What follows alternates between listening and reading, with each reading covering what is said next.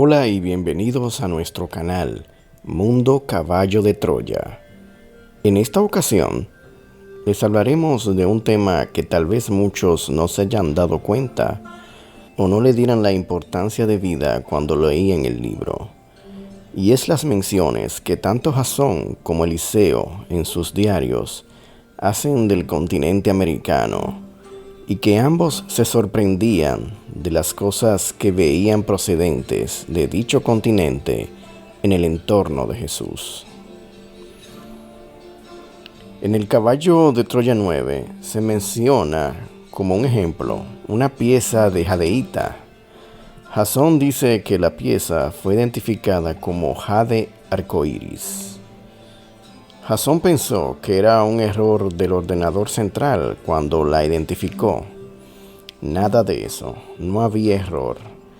El jade arcoíris era originario de los yacimientos existentes en el río Motagua, en la actual Guatemala. Jasón quedó desconcertado. América no había sido descubierta en la época de Jesús de Nazaret, ¿o sí? ¿Cómo sabían los chinos de la existencia de dichos yacimientos? ¿O no fueron los chinos los que llegaron hasta las minas del jade arcoíris? El mayor sigue comentando que al someter la pieza a la luz ultravioleta de onda larga, el resultado lo dejó igualmente confuso y maravillado. El jade respondía con un resplandor violeta azulado. Era como si tuviera inteligencia, una inteligencia geomagnética. Y lo más increíble es el halo violeta o violeta azulado. Cambiaba según su estado de ánimo. También se relata que se encontró con un tipo de tarántula de unos 5 o 6 centímetros.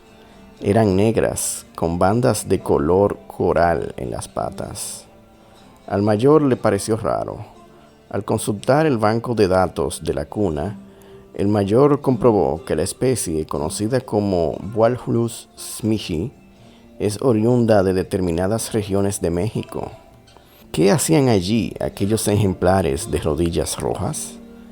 Repetimos, ¿América había sido descubierta? Eliseo también comenta sobre los arácnidos que vio y que habla que al acompañar al Hijo del Hombre a la ciudad fue testigo de algo imposible, algo que dejaría mudo a los historiadores del siglo XX. Sucedió en un mercado de animales. Jesús conversaba animadamente con un vendedor de 100 pies negros y de araña de 6 ojos. Los primeros eran enormes, con más de 100 patas. Eliseo cuenta que cuando vio unas arañas en particular, las inspeccionó detenidamente y se dijo: Par 10, yo conozco estos bichos. Los había visto en México, pero eso no podía ser.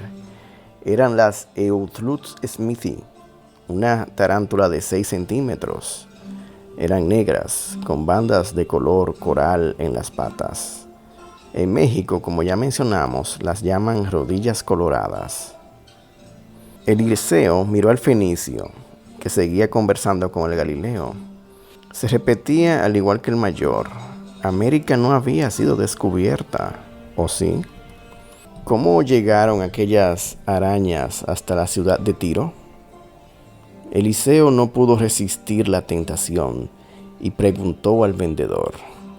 Pero el tipo, pícaro, respondió a medias y en un griego primitivo y cargado de infinitivos, y le dijo: Arañas caras, llega de lejos, muy lejos, un denario dos, tu inteligente sie llevar.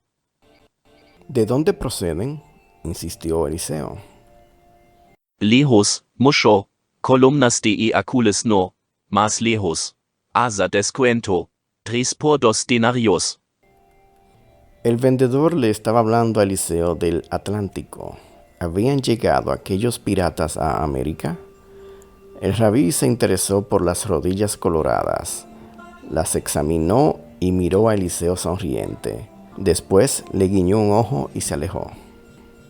Hay otro relato interesante que hace Eliseo en su diario sobre este mismo tema, y es cuando nos cuenta cómo una noche, tras tener dificultad para dormir por los ladridos de unos perros de la aldea que ladraban como locos, recalca que ladraban y aullaban a coro. Pero finalmente Eliseo cayó dormido. Al alba, Yu y Felipe le sacaron de la tienda y lo arrastraron casi hasta la cocina de campaña del campamento. Estaban muy alterados. ¿Qué sucedía? Y contaron lo siguiente. Esa madrugada, justamente cuando los perros de Safón empezaron a ladrar, varios evangelistas se despertaron, entre ellos Felipe y el chino, y fueron testigos de algo desconcertante. Una enorme luna roja descendió en silencio sobre el terreno, a escasa distancia del campamento. Allí permaneció un buen rato, iluminando el lugar, el río y la aldea, como si fuera de día. El maestro también fue despertado y lo vio, pero no dijo nada. Se limitó a contemplar la luna y el humo blanco que emanaba y regresó a su tienda. Después, el espíritu de Lilith, según Felipe, se elevó a gran velocidad y desapareció por el firmamento. Por la mañana, al acercarse al sitio donde se había posado la luna, los seguidores descubrieron que las piedras brillaban con intensos colores blancos, azules y naranjas. Y en el centro de un enorme círculo quemado de unos 30 metros de diámetro, encontraron un cesto con una notable cantidad de frutas. Felipe y Yu trasladaron la cesta a la cocina de campaña. Al principio, Eliseo no les creyó. Examinó el cesto y las frutas y pensó: alguien les ha gastado una broma a estos inocentes. Pero al visitar el círculo calcinado, comprendió que aquello no era obra humana. Las piedras y el terreno aparecían negros, como si hubieran sido sometidos a altísimas temperaturas. Eso no podían lograrlo los humildes vecinos de Safón. Además, ¿qué sentido tenía? ¿Por qué iban a quemar su propio campo? Otras piedras, en efecto, presentaban tonalidades extrañas. Brillaban en blanco, azul y naranja. No se lo pudo explicar a sí mismo. Guardó algunos ejemplares, los analizaría en la cuna. Regresó a la cocina, examinó las frutas. ¿Qué demonios era aquello? Felipe y el resto estaban tan asombrados como el propio Eliseo. Algunos frutos eran conocidos. Vio cerezas de color oro, enormes de 5 centímetros. Un híbrido nacido posiblemente de la Prunus ursina. Vio ácidos Ethrox, cidros de piel pálida y aromática, y las afamadas tapuaj sirias, que eran manzanas blancas y rojas. Pero también observó otros frutos imposibles. Los palpó y los olió, y recordó que los había visto en Perú, en Ecuador, en Venezuela y en México, su segunda patria. Unos eran uchuvas, también llamadas topo en Venezuela, y uvilla en Ecuador. No había dudas. La uchuva es como una cereza pero dorada. Y vio papayas. ¿Cómo era posible? Esos frutos son básicamente americanos. En aquel tiempo, América no había sido descubierta.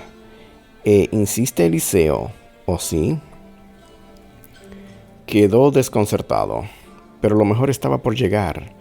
Según sigue contando, el piloto de las Fuerzas Aéreas Norteamericanas, esa misma mañana, Felipe, guiado por la intuición, llevó a Zapar, quien tenía una profunda herida en una de sus piernas, una de las papayas y 2 o 3 uchuvas. El negro se extrañó al ver los frutos, pero animado por el intendente, los devoró y sonrió feliz. La fruta era deliciosa, la papaya estaba misteriosamente en su punto, y el campamento, poco a poco, dio buena cuenta del regalo, proporcionado por la luna roja. Felipe estaba encantado. El maestro también probó las uchuvas, y al hacerlo, buscó a Eliseo con la mirada y le guiñó un ojo. Como vemos, esta saga de libros está llena de datos e informaciones que son muy ricas en conocimiento, que quizás por cuestiones del pasar de los siglos, esos mismos conocimientos y datos se fueron perdiendo o la misma historia se encargó de sepultar, al parecer, al continente americano, que no era tan desconocido, y se hacían intercambios comerciales, ya haya sido con los fenicios, chinos o vikingos, como se deja entrever en este maravilloso libro, y que nuestro amado Jesús conocía de estas tierras y su gente, como bien lo dice Eliseo, sabía de lo rica que era en frutos y se lo llevaban a su amado instructor. Con esto hemos concluido este video. Si te ha gustado, no dudes en suscribirte y darnos un me gusta al video. No olvides dejarnos un comentario sobre lo que piensas del mismo. Muchas gracias.